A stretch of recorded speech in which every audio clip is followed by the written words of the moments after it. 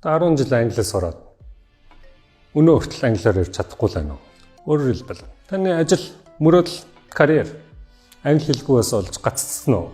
Бас зөндөө олон гой бизнесийн боломжуудыг англи хэлгүйээс олж алдсан уу?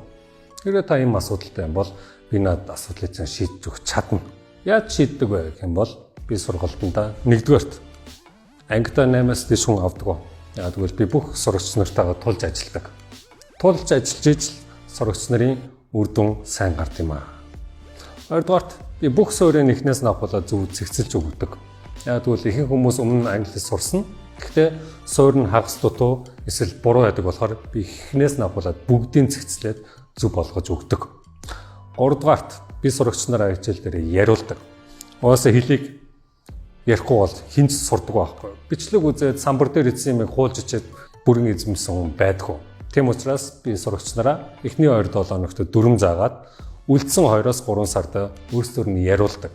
Тэгээд миний цорын ганц хийдэг юм юу вэ гэх юм бол зөв бурууг нь засч өгдөг ба дуудлага.